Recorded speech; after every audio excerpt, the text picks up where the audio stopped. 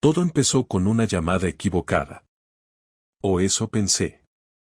Era un sábado cualquiera, casi las 7 de la tarde, y yo estaba en el bar de siempre, El Zorro Plateado, esperando a mi cuñado para ver el partido del Valencia. El móvil vibró en la mesa. Número desconocido. Contesté con ese tono seco que uno usa cuando espera una oferta de fibra óptica. ¿Estás con ella?, preguntó una voz de hombre, nerviosa, bajita. ¿Con Clara? Tardé un segundo en reaccionar.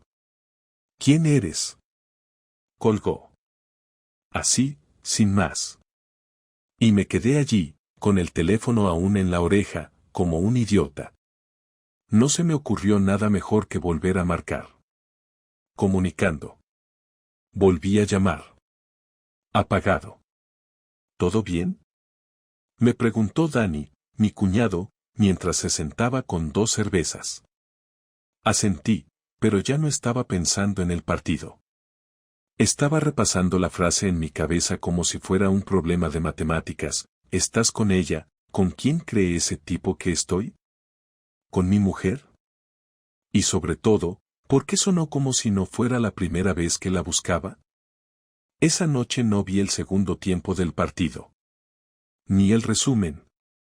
Ni me acordé de quién metió el gol. Esa simple frase empezó a picarme en el fondo del pecho como una astilla. No quería pensar mal. No quería ser uno de esos maridos paranoicos. Pero algo, no sé qué, me dijo que no lo dejara pasar. Porque la voz no era la de alguien que se equivoca. Era la de alguien dolido. De alguien con miedo. Y ahí fue cuando empezó a cambiarlo todo. La idea de que mi mujer pudiera estar viéndose con otro hombre no me dejaba en paz, pero durante unos días intenté hacerme el tonto. No dije nada, no pregunté nada. El lunes siguiente me levanté como siempre, fui a trabajar, contesté correos, solucioné una instalación de red en una oficina del centro y a las 6 de la tarde ya estaba de vuelta en casa. Clara estaba en el sofá, viendo una serie de esas que siempre pone de fondo mientras revisa el portátil. Le di un beso en la frente, me senté a su lado y charlamos un poco sobre el día. Todo parecía normal, y eso era lo que más me molestaba. No parecía que ocultara nada, pero había algo que no terminaba de encajar desde hacía un tiempo. No era la llamada, no solo eso.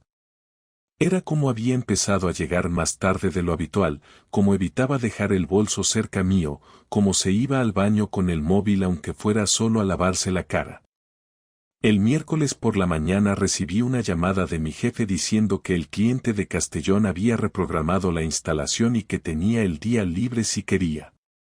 Me vestí como si fuera a trabajar y salí de casa sin hacer ruido. No tenía un plan concreto, pero sí una necesidad, saber qué estaba pasando. Clara había dicho que ese día tenía una reunión con una proveedora a las 10 en el barrio de Ruzafa y después se quedaría trabajando desde un coworking en la misma zona. No le pregunté más.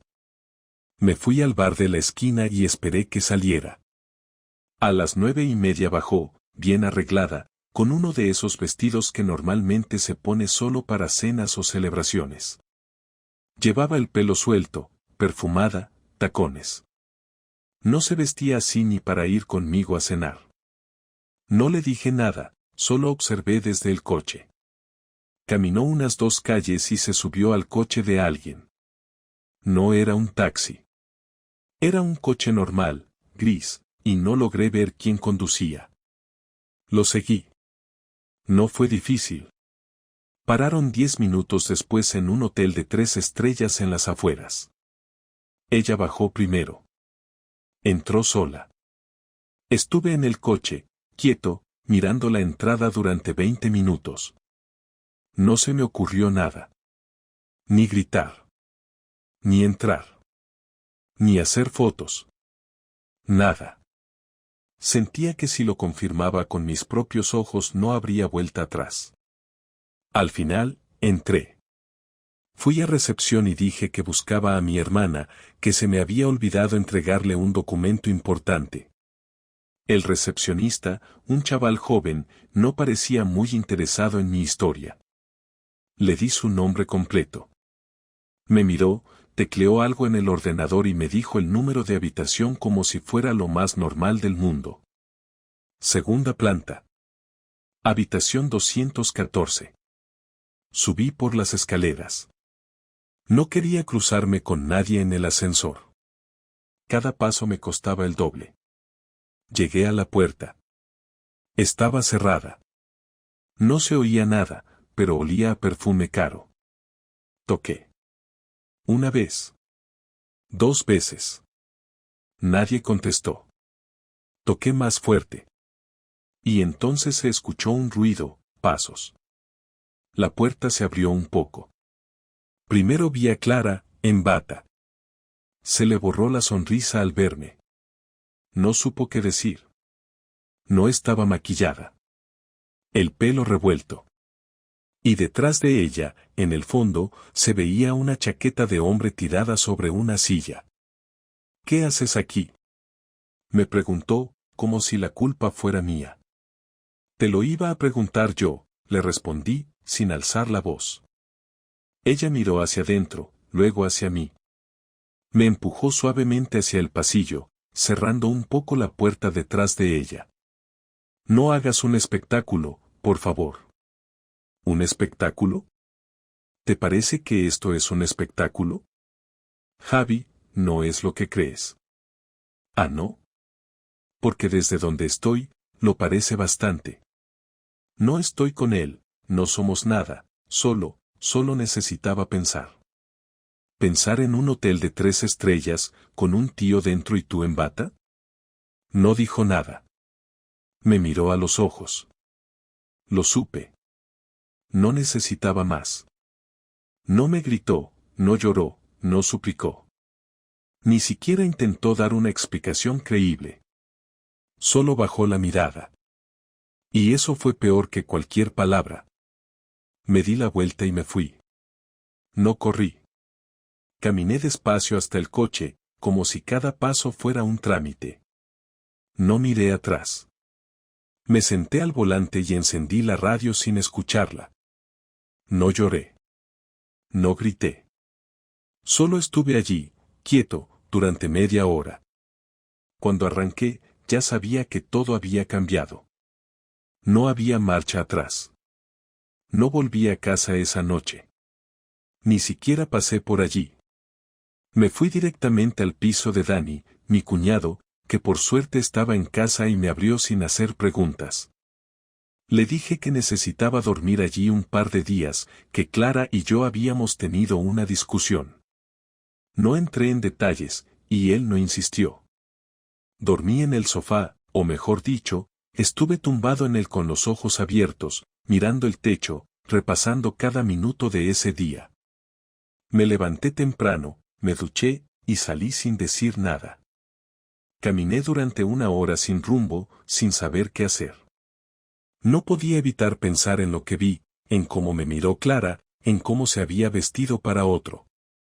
Me sentía estúpido, como si durante años hubiera vivido en una mentira construida con mi propio entusiasmo. Estuve a punto de dejarlo pasar, de simplemente ir al abogado, empezar el papeleo y desaparecer de su vida, pero algo dentro de mí necesitaba respuestas. No podía quedarme con esa imagen congelada en la cabeza. Tenía que oírla decirlo. Volví a casa al mediodía. Clara estaba allí, en la cocina, de espaldas, haciendo como si nada. Tenía una taza de café entre las manos.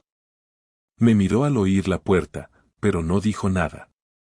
Me acerqué sin quitarme la chaqueta. Me senté en la silla frente a ella. No paró de mover la cucharilla. ¿Lo vais a seguir viendo? No, respondió sin levantar la vista. ¿Quién es? Alguien que conocí hace unos meses. Trabaja cerca de donde estoy los martes. ¿Cuánto tiempo llevas viéndote con él? Desde abril, dijo, esta vez mirándome a los ojos. Unos 4 meses. ¿Te acostaste con él? Sí. No gritamos.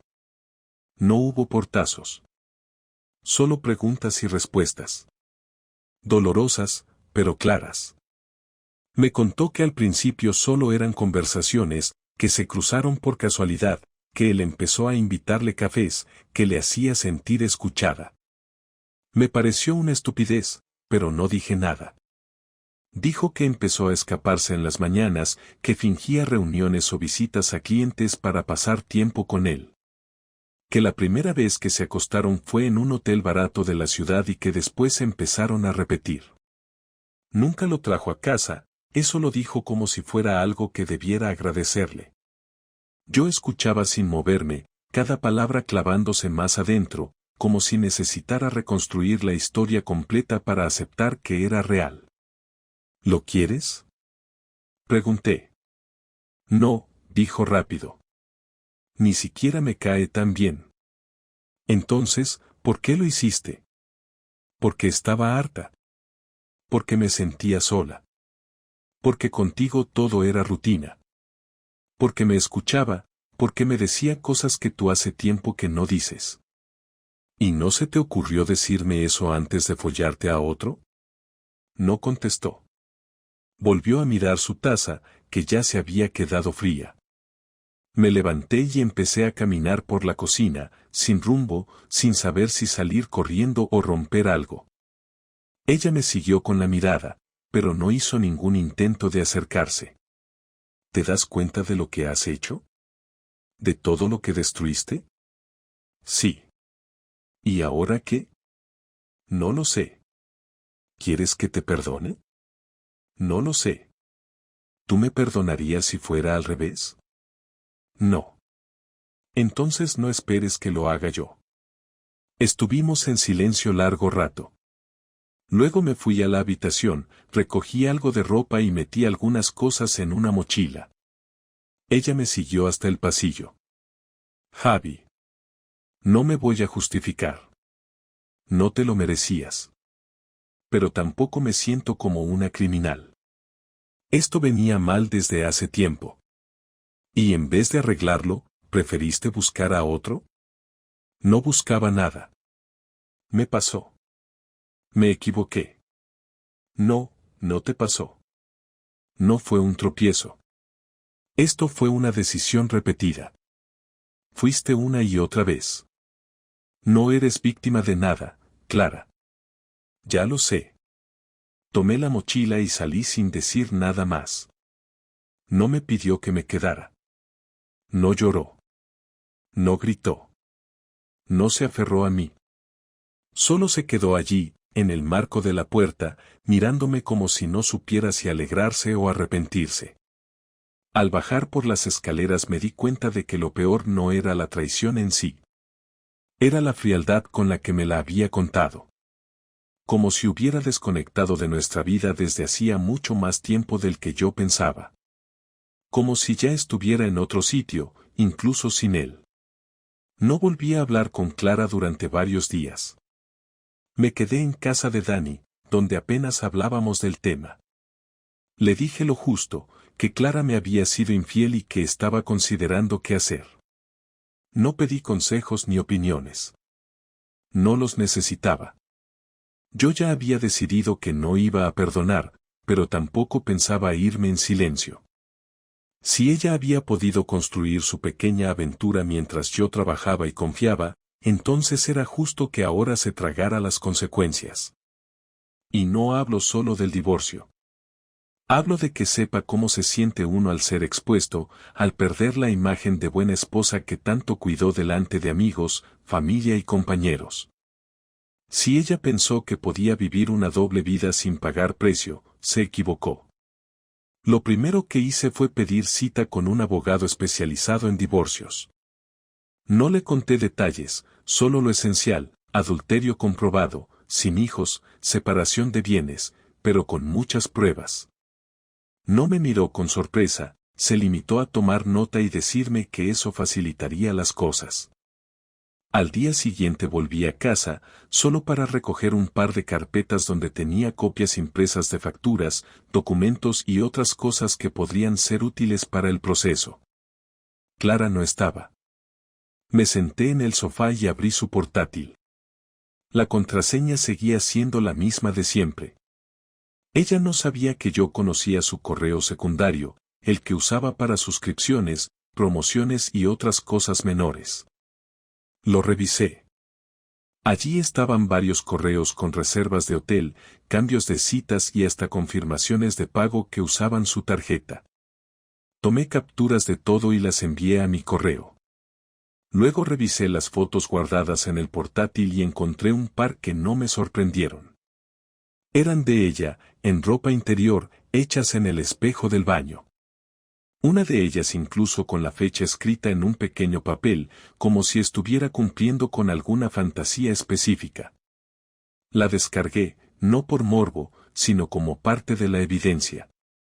No las compartiría con nadie, no pensaba hacer eso, pero sí las llevaría al abogado. No por venganza inmediata, sino por si algún día ella decidía ponerse en plan víctima. Esa noche, después de revisar todo eso, tomé una decisión. No iba a destruir su vida con rumores ni difamaciones, pero sí iba a dejar claro a nuestro círculo cercano que lo que había pasado no era un tema de pareja sin más, sino una traición clara. Fui directo con sus padres. Pedí verlos en persona. Nos sentamos en el salón y les expliqué que Clara y yo estábamos en proceso de separación.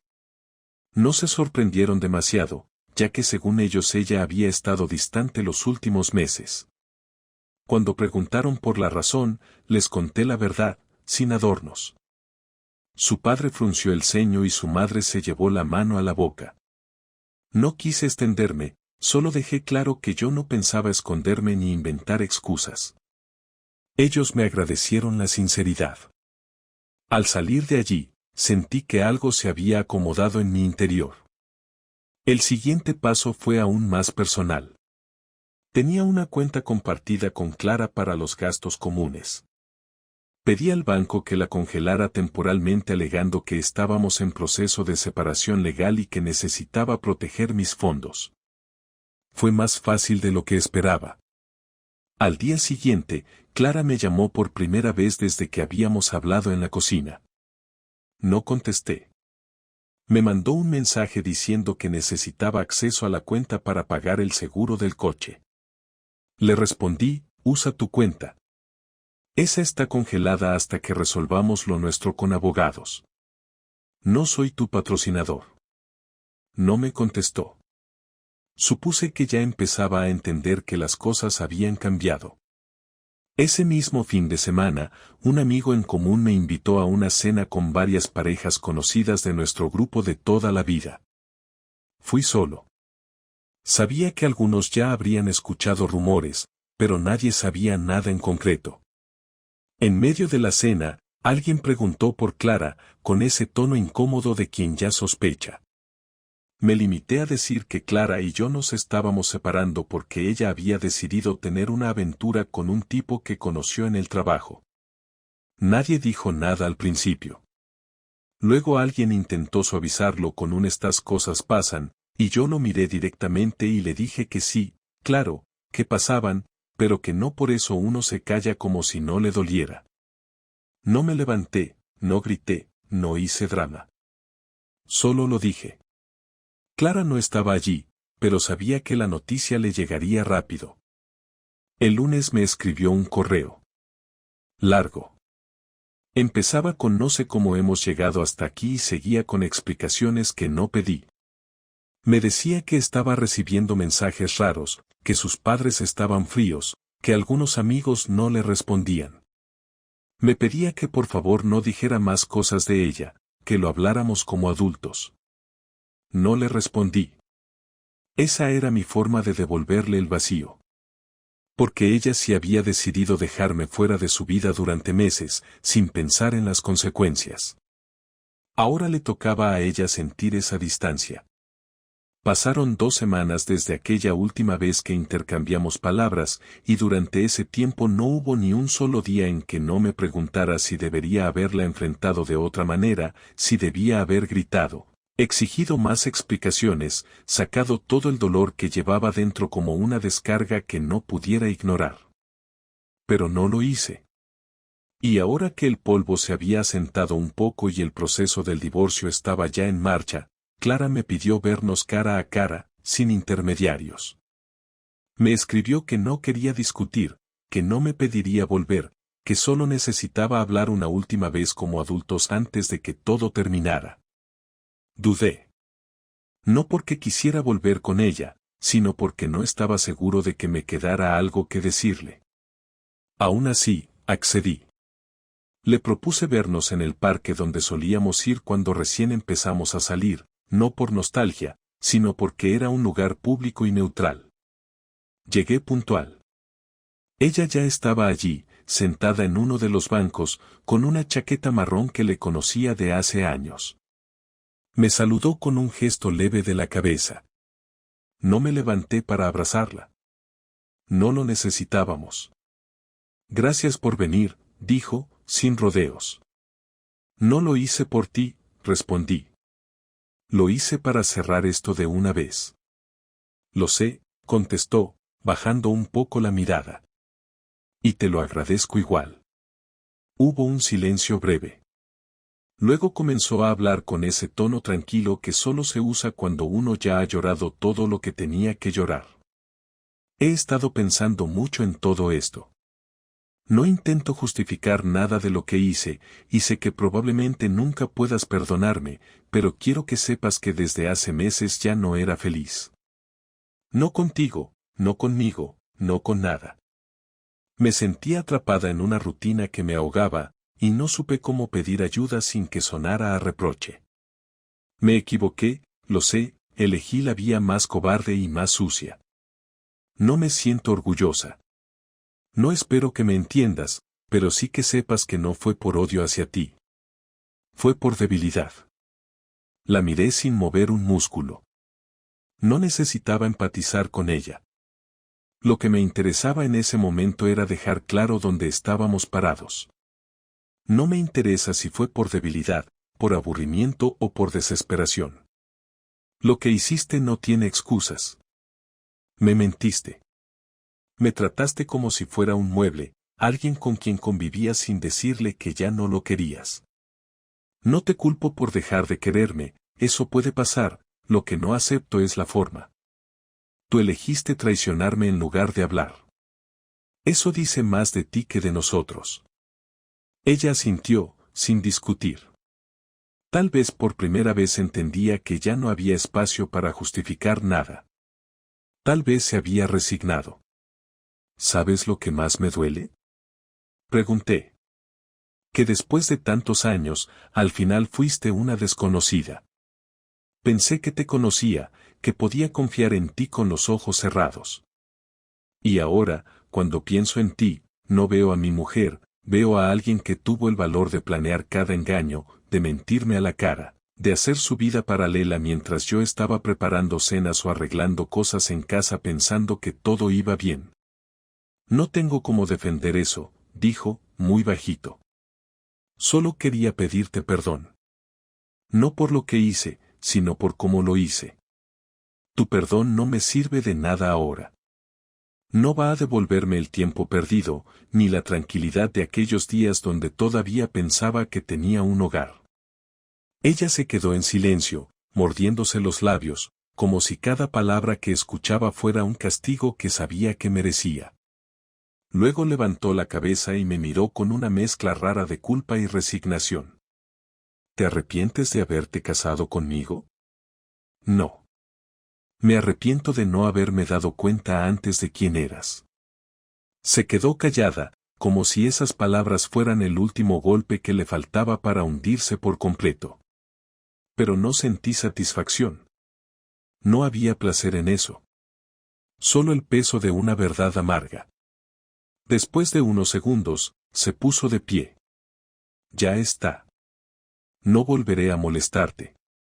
Quería mirarte a los ojos una última vez y decirte que, a pesar de todo, espero que algún día puedas ser feliz. De verdad. No respondí.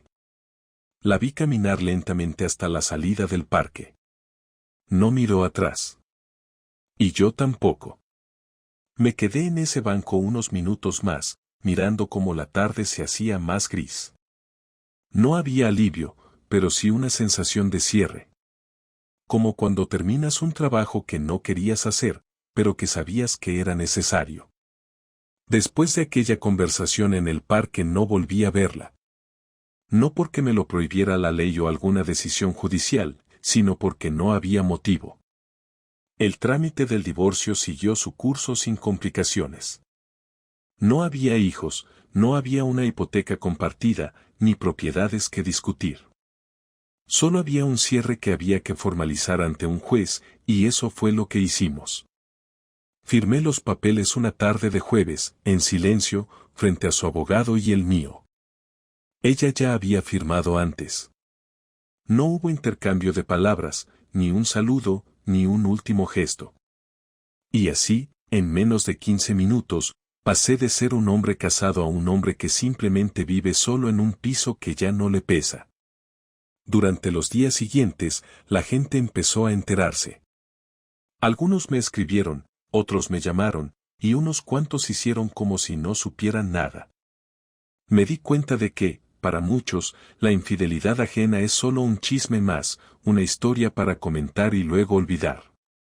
Pero para mí, había sido todo. No solo fue el dolor de la traición, sino el proceso de reconstrucción que vino después.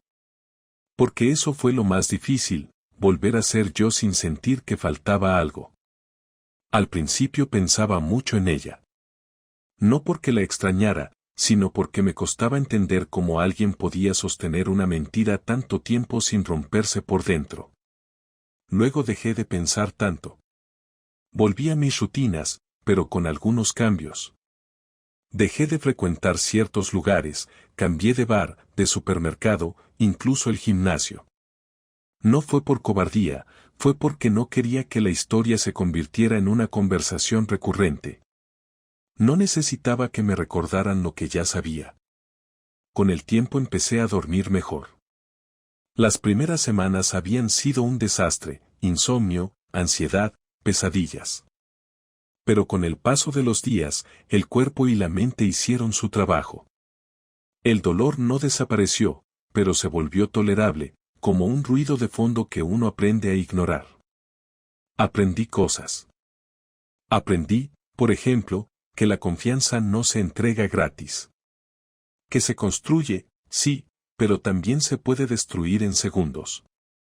Aprendí que uno puede vivir solo sin sentirse incompleto.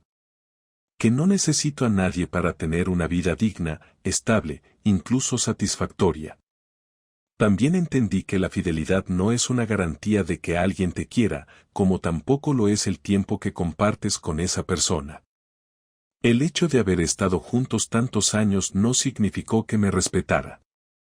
Y eso me dolió más que el sexo con otro hombre. Porque el sexo puede ser un impulso, un error, pero la traición sostenida requiere cálculo, requiere desinterés, y eso no lo perdono.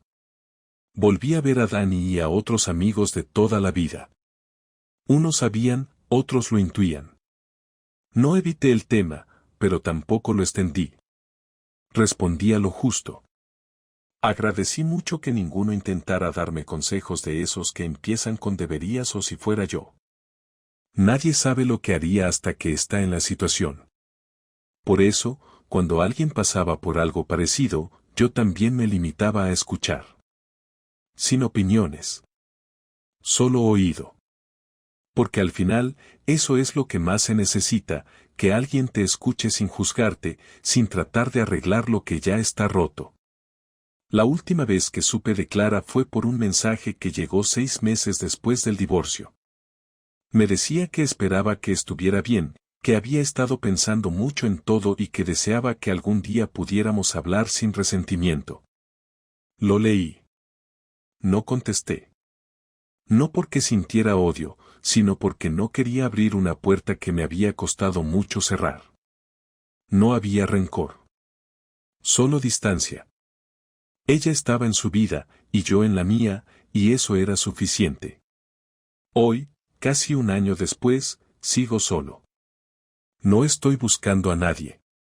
No porque me haya vuelto desconfiado o amargado, sino porque estoy bien así. Me levanto temprano, trabajo con tranquilidad, salgo a caminar por las tardes, cocino lo que me gusta y, de vez en cuando, me tomo una cerveza con algún amigo. No hay grandes emociones, pero hay estabilidad.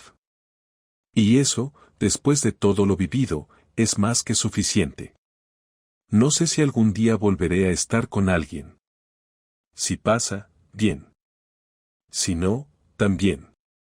No tengo prisa ni necesidad. Aprendí que estar en pareja no puede ser una forma de llenar vacíos. Tiene que ser una elección, no una urgencia. Y así termina esta historia. No con una explosión, ni con un giro dramático. Solo con un hombre que fue traicionado, que se rompió un poco, pero que se volvió a armar con calma. Un hombre que ahora duerme en paz, sin revisar teléfonos, sin esperar explicaciones, sin necesitar perdones. Eso ya es bastante. Y eso, al final, es lo único que importa.